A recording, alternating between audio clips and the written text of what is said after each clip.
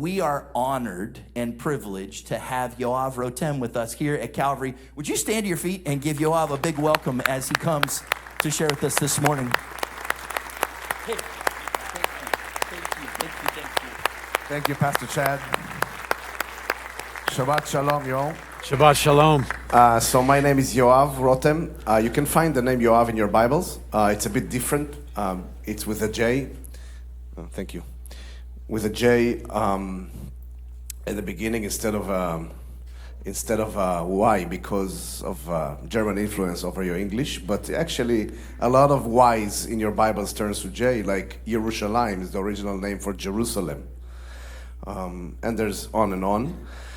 So thank you for having me here this Shabbat. I am privileged to be here, and I want to share with you a little bit about my country, where I live.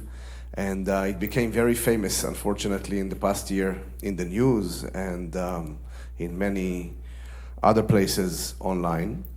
And I'm a tour guide in Israel. I know how to speak about Israel and to share about Israel, about the Bible land, the land of the Bible.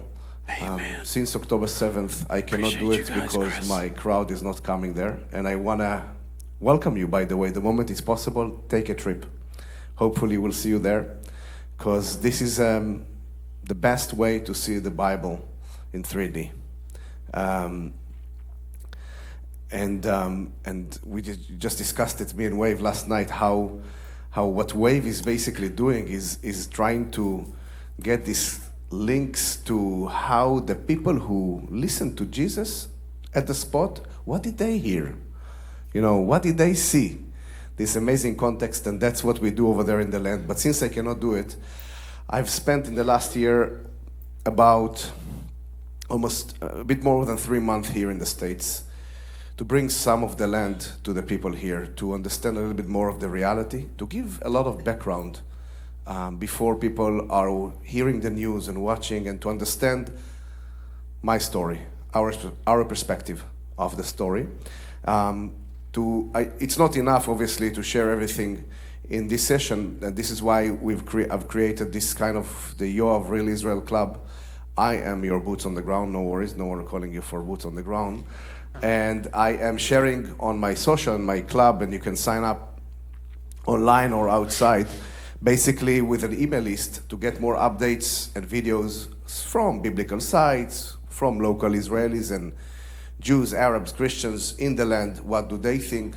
And that's what I'm trying to do. Just to give you a little bit of just the dimensions to understand this piece of land of today. When we talk about Israel of today, we talk about 6 hours drive between the northernmost point of this land to the most south point at the Red Sea. 6 hours, maybe take it easy, 6.5, okay?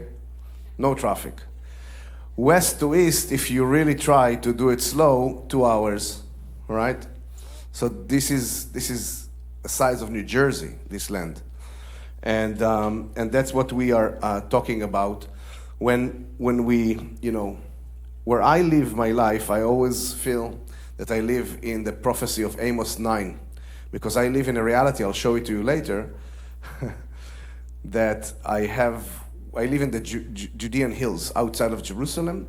We have a lot of vineyards around us that are they're making wine out of them. They were not there 35 years ago. And basically, if you look at Amos 9, basically you can read that God is going to rebuild, bring back the people to the land, his people, and rebuild the cities, plant their vineyards, and drink their wine. That's something that is always striking me when I read Amos 9. Pay attention to something very interesting.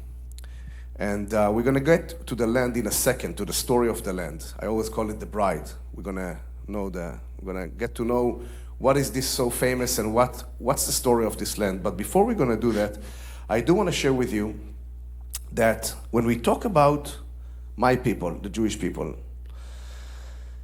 throughout the history, pay attention to that. God, and it's part of the promise, it's part of the redemption, it's part of the prophecies, always speaks about the end of time, or part of the plan is the people will be united not only with God all the time, but with the land. Always. It goes together. And always the enemies, what do they try to do? Separate. Always. Now, you can look at it in a secular point of view, not biblically at all. If you look at the history, the Babylonians were trying to take the Jews out. The Romans were trying to take the Jews out. And up until today, the only country in the world that their enemies are saying, not we're going to take over you, change you, take your leadership. We're going to wipe you out of the map.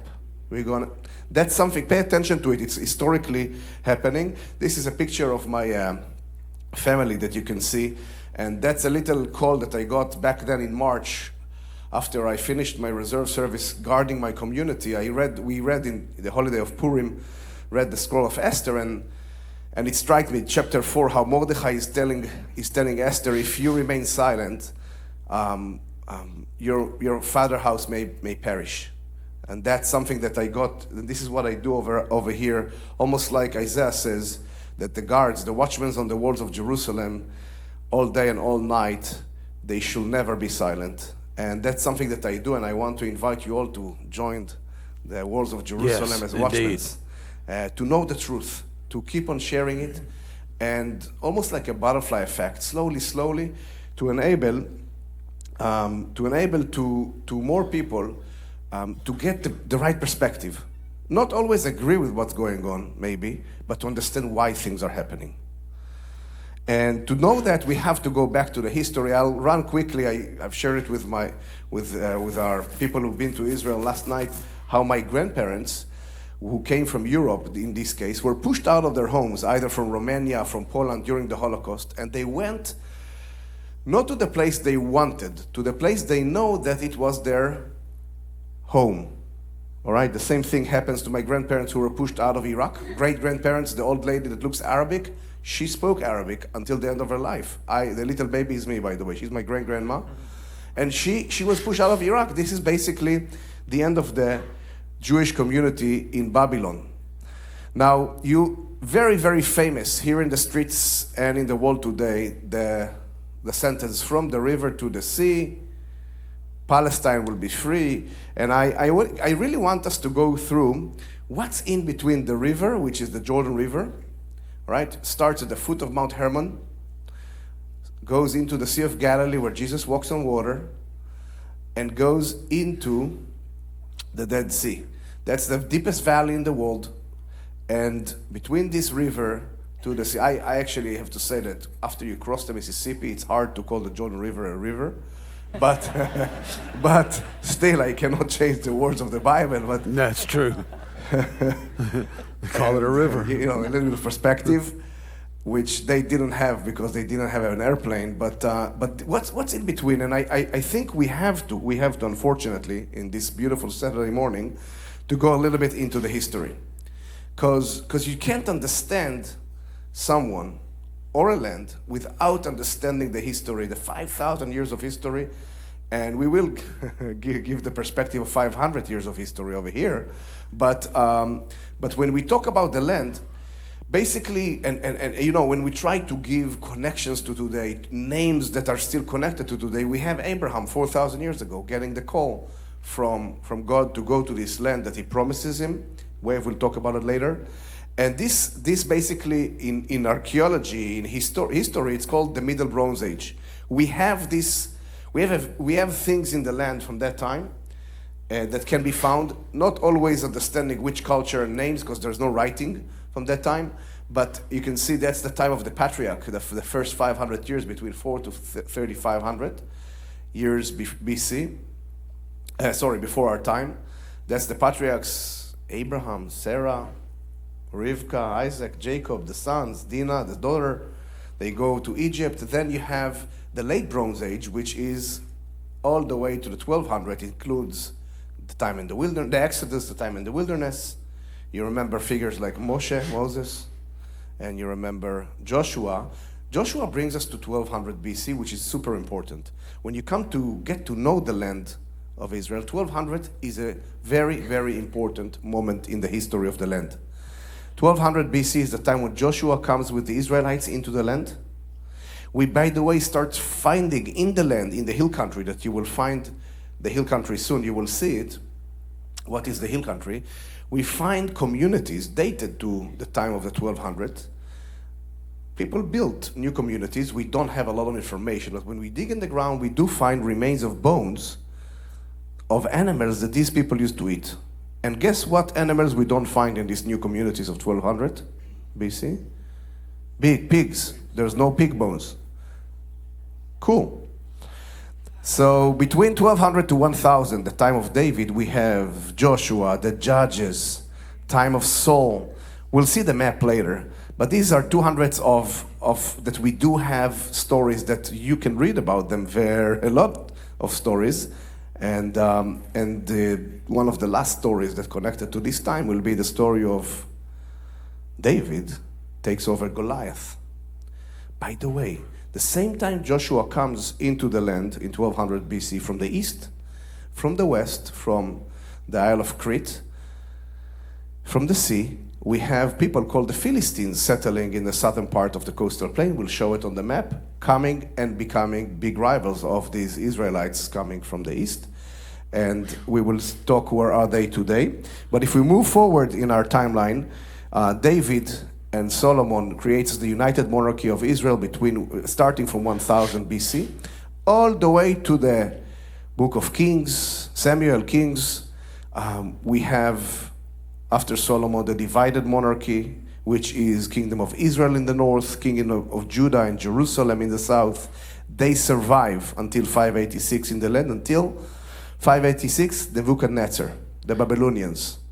They kick them out of the land, exile the Jews. This is, by the way, the beginning of my grandparents who were kicked out of Iraq. This is why they were in Iraq. Babylon is Iraq. The rivers of Babylon, the waters of Babylon, it's the rivers of the Tigris and Euphrates, where you had Jewish communities since 586 BC, always remembering Zion as Jerusalem, Israel, and in the 1951-52 are being kicked out by the Iraqis, left everything there and goes home to Israel. 586 is interesting because a bit after that, the Jews are getting from the Persians the permits to go back. You know, the Persians are the Iranians of today. It's very interesting to look at history. And Ezra and Nehemiah is basically the end of the Old Testament time. In the land, we have the rebuild of the second Jewish temple by the time of Ezra and Nehemiah. Not after, we have Alexander the Great coming there with the Greek culture, the Hellenistic culture. This is all the background for the Roman time period, which starts in 63 BC. That's basically New Testament time. All right? 1st century BC, 1st century AD. The same Romans will stay in the land through the New Testament time, but also when they become Christians, the early church, that's called Byzantine. You see Byzantine? Starting from the 4th century, 324, all the way, they continue, by the way, in the traditional churches up until today. But in the land, it's over when the Arabs are coming from Arabia. The Islam is created in Mecca and Medina in the beginning of the 620s, sorry. And immediately after starts taking over the Middle East and pushing the Byzantines, the Christians. By the way, right before that, all the land during the Byzantine time, wherever you go, wherever you put your foot in the land, you'll find remains to a church. The land between the river to the sea was flooded with churches from the 4th century to the 7th century. The Muslims are not the one destroying it. Actually, the Persians that invade into the land in 614. You don't have to remember, just for you to know. Then we start kind of a ping pong between Islam and Christian, different kind of regimes taking over the land. The Crusaders will come and take over the land in the 11th century, then the later Arabs, and then comes the Europeans to America. No, actually, the same time más o menos, that Europeans starting the whole story of this continent and the beginning of United States of America of today and all the formation of North America and Central America and South America, this is the time that we have the Ottomans. The Ottomans are the last empire. 400 years they control from Turkey, from Istanbul. They control the land. How did they call the land? We'll see in the map for a second. But the end of the Ottomans, it's the First World War. That when the Brits are coming, the British mandate over Palestine, the Brits will leave the land in May 15th, 48. In May 14th, Friday, the Jews will declare independence as the Jewish state, and the local Arab countries will go into a war. And as a result of it, between the river to the sea, we will have Israel, Jordan, and Egypt. Pay attention to that. Until 1967, and 67 is the 6 Days War, and between the river to the sea, we have Israel, what we call today the West Bank, and the Gaza Strip. Now, super important is to understand, all right, now we know the story. Let's understand the geography. What's really in between the river to the sea? Are you okay me using this screen over there? So this is a different angle of a map. You know, we're looking from southwest towards northeast. This is the coastal plain. Tel Aviv is over here today. Gaza Strip is somewhere over here. This is the area that the Philistines will settle. You see this area over here. You see this valley? This is the valley of Elah. This is where David and Goliath will fight. Some cities that you are familiar with: Hebron, Bethlehem, Jerusalem. Up until today, Nablus, Shechem is over here in the north. That's the hill country. Pay attention, like a loaf of bread. See that? You see a little finger over here? This is Mount Carmel. Remember Elijah the prophet? Now, if you move more to the east, you have this deep valley, which the Jordan River runs in it, and the Sea of Galilee, the lake over here. Mount Hermon is in the north. And down south, from here to the bottom, is all desert, Negev we call it. This is maybe a better angle that you are familiar with, the Dead Sea Valley, the Jordan Valley, the Hashemite Kingdom of Jordan today, what we call Transjordan, the loaf of bread, the hill country, and the coastal plain. All right? That's something that may help you. During the time right after Joshua, this is how the land used to look like. All these tribes, remember that there were tribes that stayed in Transjordan? Reuben, Gad, half Manasseh. So we have them here, and in the middle we have the valley. Pay attention to Judah. By the way, have you noticed that you guys are missing a D? Not only vitamin D you're missing, because as the doctor says, in the name Jews in English or Jewish people, you're missing a D. All the other languages, Hebrew, Yehudim, Spanish, Judios. There's a D over there. Why there's a D? Because the name Jews is coming from Judah or Judea, people that belongs to this land. That's very important. Now, pay attention to Philistia. This is during the Old Testament, this is the time of, Samson. Pay attention, the tribe of Dan was neighbors to the Philistines. And this is why we have Samson, who was a Danite, meeting Delilah and dealing with all the Philistines' issues. Remember that? But then later on, the Danites were pushed up north. We visited Dan. When you come to Israel, one of the most amazing places to visit. You can really see Old Testament live, literally. So we have this map, and if we move forward, this is the map of after Solomon, what we called the divided monarchy. You see Judea, you see Israel. Israel will be pushed out by the Assyrians in 722. This is why we have what's called the 10 lost tribes of Israel. We don't really know where they are, all right? This is why Judea becomes the prime, or the Jews, or up until the year 604. Remember that's important. 604 BC, we have the Philistines in the land. Very, very Old Testament time. Then the Babylonians are coming. Before they are going to push the Jews out to Babylon, they're pushing the Philistines out. Folks, there's no Philistines from that moment on. There's no memory for them. There's some historical fragments in Babylon that you may say this name could be Philistine, but no more than that.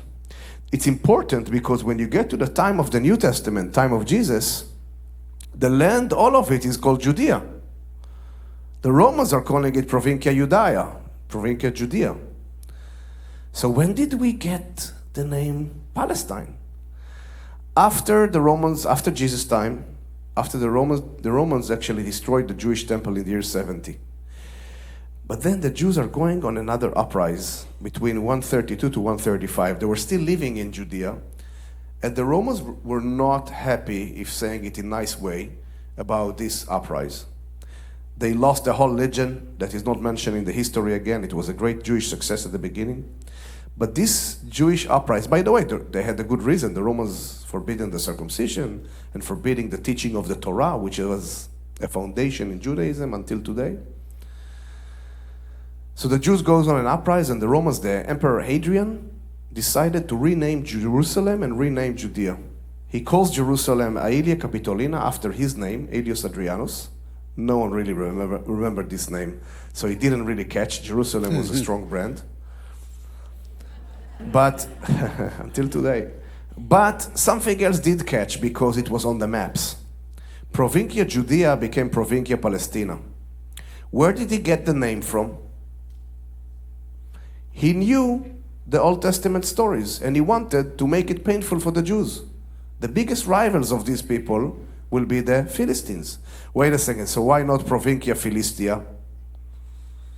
It's Latin. There's no PH or F in Latin. That's true. I mean, he was a Latin speaker, and the Romans were Latin speakers. So the name Provincia Palestina started to get used on the maps, but we have something fascinating. Right before we get into our modern era, you can see how the Ottomans, remember these people that are controlling the land during the time everything is happening here? The Spanish, the English, the gold rush, war, or everything happening here. The Ottomans, how do they call the land back then? And what do they really, they divided it into, I like to translate it to English, into counties. They called it vilayets. And the county of Jerusalem, the county of Nablus, which is Shechem, the county of Akko, county of Beirut or Tyre, not Israel, not Palestina. This is how they called it. It wasn't one unit, it was part of the bigger empire, and local rulers controlled over there. Towards the end of this time, something is really interesting happening in Europe. In the 19th century, a century that a lot is happening here. Being here for 3 months in the past year, I studied a lot of, try to study, I mean, I can't say I know everything, but trying to learn about American history. And definitely a lot is happening here in the 19th century. Same thing in Europe. The European people start to get nationalism. Holland, Germany, French, Poland, each nation gets their, and the Jews, remember the Jews with the D? They ask themselves, also in Iraq, by the way, not only in Europe, wait a second, we also want to go back to our homeland. So what they do is basically, we have, from the early 1800s, we have people, Jewish communities and people buying land. You see all these black dots in the land of Israel. I live, by the way, until this piece of land over here that was purchased in 1920. By Jews from Arabs, and we have Arab neighbors. I'll share with you in a second. But pay attention to the letter N over here. Do you see it? It's important. Because when we get to talk about after World War I, which was this whole area divided between the Brits and the French, this is what the Brits are getting. The French are getting Syria and Lebanon. The Brits are getting Iraq and the British mandate over Palestine. They immediately, by the way, tries to divide it to a two-state solution, giving to the Arabs the Transjordan, and just the continuation of the sentence didn't work out, giving to the Jews the western part of the of the Jordan River because there was a conflict and there were local Arabs who always wanted, what did they want? I have to say, they wanted the Jews out. They saying it out clear.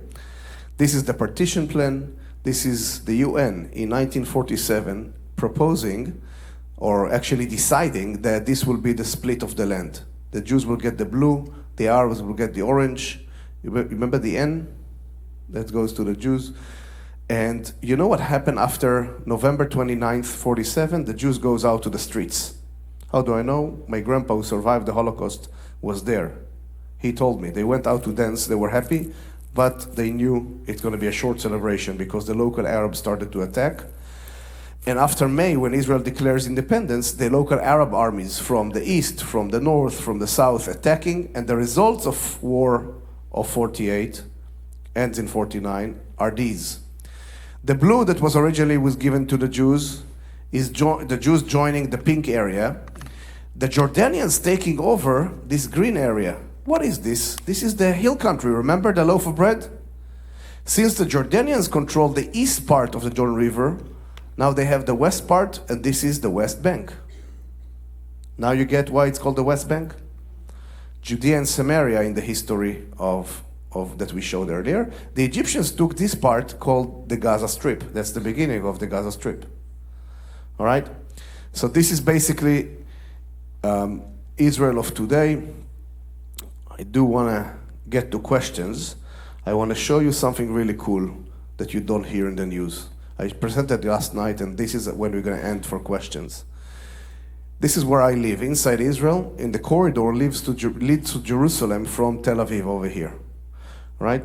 This is the main highway, road number 1. Jerusalem is over here. This is a security fence that Israel built between Israel and the West Bank since the 2003, when there was a massive attack of suicide bombers coming to Israel to explode themselves. Israel tried to protect the local Israelis from not letting these people coming with their bombs and explode in buses, cafes, cafeterias, universities, discotheques, and on. That's where I live today, a small community. I'm not a member. It's a kibbutz, but we are renting over there. This is 3 Arab villages that are living, and they're my neighbors. One of them is actually settles on the foothill of Kiryat Yarim. That again, you have a problem with the Y. Change it to Kiryat Jearim, one of the Gibeonite cities, people of Gibeon.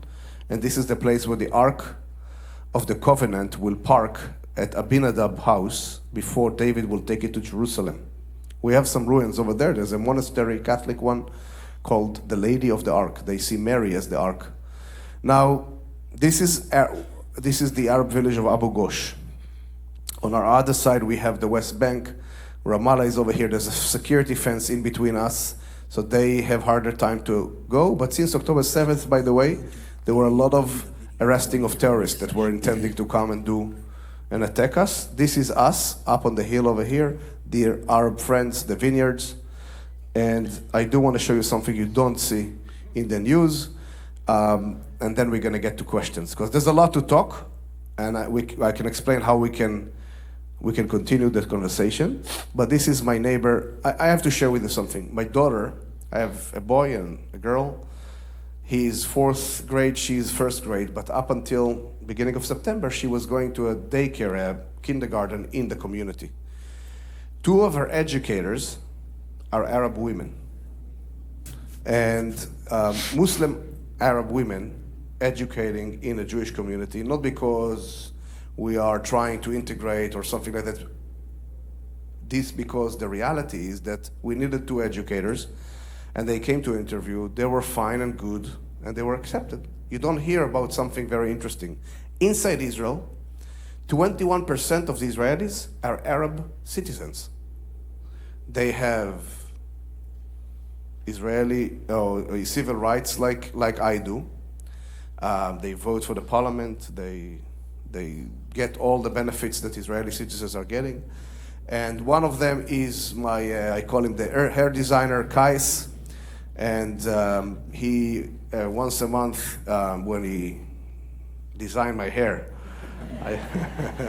he puts a knife over here and shave, and he doesn't kill me, although he's an Arab Muslim. And my friend Ranem Barhum, he's a chef as well. He's a chef and he has a wonderful restaurant that we usually go and taste his farm-to-table food. He can always poison the food and kill me. He's a Muslim, Arab, Israeli. Maybe he defines himself Palestinian as well. But he doesn't do what I just said because we're friends. And you don't hear about it in the news. You don't hear about it a lot. But this is the reality I live in. I have a lot to share, but I do want to open it for questions a little bit.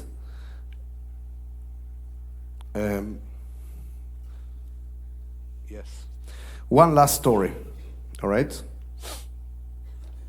This is a picture from beginning of May.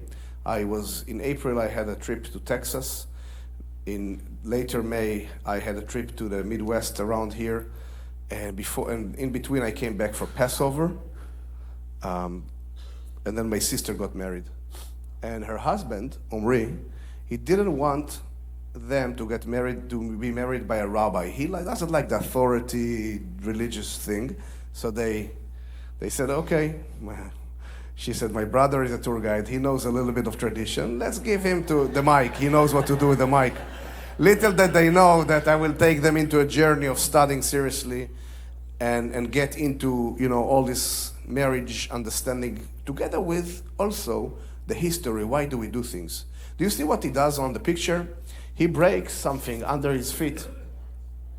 He breaks the glass and then everyone shouts Mazel Tov. But people don't remember what he said before. And I actually made sure that he will say it. Psalm 137. If I forget the old Jerusalem, let my right hand forget its cunning. Let my tongue stick to the roof of my mouth if I want to put Jerusalem on top of my joy thoughts. Mazel Tov. Wait a second.